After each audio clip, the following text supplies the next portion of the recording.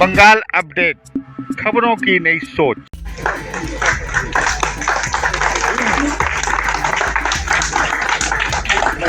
साहित्यिक एवं सांस्कृतिक संस्था नीलांबर द्वारा कवयित्री अनिला राखेचा की प्रथम काव्य संग्रह काजल की मेढ़ का लोकार्पण हुआ।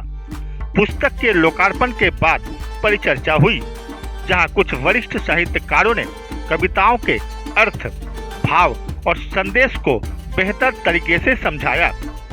साहित्यकारों ने अनिला राखेचा की कविताओं का विश्लेषण कर कविताओं की गहराइयों को समझाने का प्रयास किया। नीलांबर की कोर समिति की सदस्य व वाणी प्रकाशन द्वारा प्रकाशित पुस्तक काजल की मेढ़ की लेखिका अनिला राखेचा का कहना है कि उसका यह प्रथम काव्य संग्रह भावनाओं, संवेदनाओं और विचारों का एक भव्य गुलदस्ता है। वहीं नीलांबर के सचिव आनंद गुप्ता ने बताया कि अनिला की कविताएं परंपरागत काव्य सीमाओं को तोड़कर एक नया उर्वर काव्य लोक रचेगी। काजल की मेढ़ 212 कविताओं का संकलन है और 212 पृष्ठों का संकलन है और जिसमें कि 108 कविताएं हैं और इसमें आपको कविताओं का हर एक स्वाद मिलेगा, चाहे वो सामाजिक हो, चाहे वो आज की राजनीति पे कोठार करती हुई कविताएं हों, चाहे वो वात्सल्य से भरी हों या फिर प्रेम से भरी हों। तो आप हर रस की इसमें अनुभूतियाँ प्राप्त कर सकते हैं। 2 खंडों में विभक्त है और बाकी तो पढ़ने पर ही पता चल सकेगा आप लोगों को।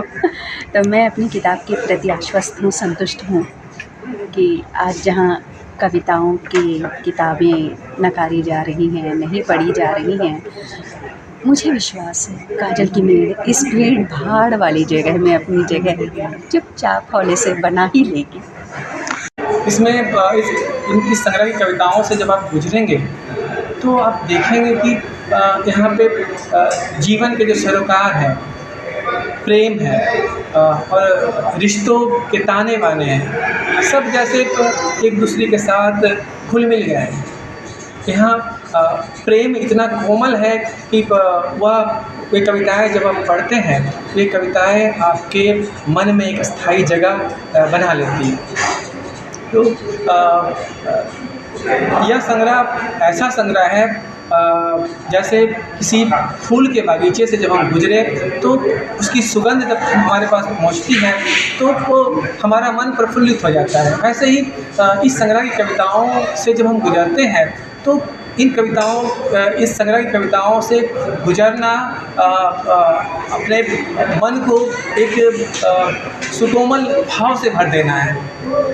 कवियों, साहित्यकारों और समीक्षकों में मृत्युंजय कुमार सिंह, अरुण कमल, प्रियंकर पालीवाल, अरुण होता, यतीश कुमार और विनय मिश्रा की उपस्थिति में लोकार्पित हुई अनिला राखेचा की काव्य संग्रह काजल की मेढ़ प्रेम, संबंधों, स्मृति और मानवीयता की जटिलताओं को गहराई से व्यक्त करती है।